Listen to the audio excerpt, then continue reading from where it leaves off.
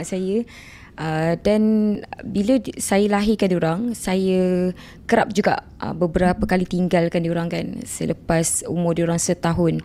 Jadi diorang memang saya dah fahamkan setiap kali sebelum saya pergi, saya akan bagi tahu diorang Umi nak pergi misi kemanusiaan untuk bantu orang-orang yang susah.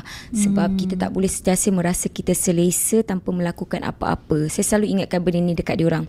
Dan cuma misi yang pergi ke Palestin ni adalah antara misi yang saya pun tak jangka selama itu. Sepatutnya misi tu berjalan 18 hari. 18 hari dan saya akan balik ke Malaysia lah.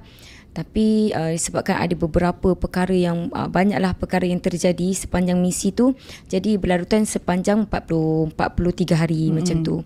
Jadi saya pun terfikir, saya cakap sepanjang perjalanan tu, saya cakap juga dekat anak-anak saya, Umi ingat tahu, Umi pergi ni mungkin terjadi lama sikit, tapi Umi nak tolong saudara kita kat Palestin. Sebab anak saya ni dia selalu tengok dekat setiap kali kalau saya scroll media sosial kan, saya akan tunjuk kat dia, tengok ni kesian, tengok kalau tak habiskan makanan kesian, dekat anak-anak kat sana makanan pun tak ada, habiskan susu sebab kat sana susu pun tak ada. So bila kita daripada awal kita fahamkan dia tentang apa yang isu yang terjadi tentang peperangan di Palestin, Alhamdulillah dia sangat-sangat faham, dan dialah antara salah satu semangat saya untuk terus pergi tanpa toleh ke belakang. Maksudnya dia selalu cakap kat saya, Umi pergi nanti jangan lupa tahu sampaikan susu tu, sampai tahu dekat kawan-kawan cua. So benda tu kalau tak sampai saya rasa memang sedih lah. Dan disebabkan itu juga saya memang tak berhenti lah selagi tak sampai susu tu, insyaAllah.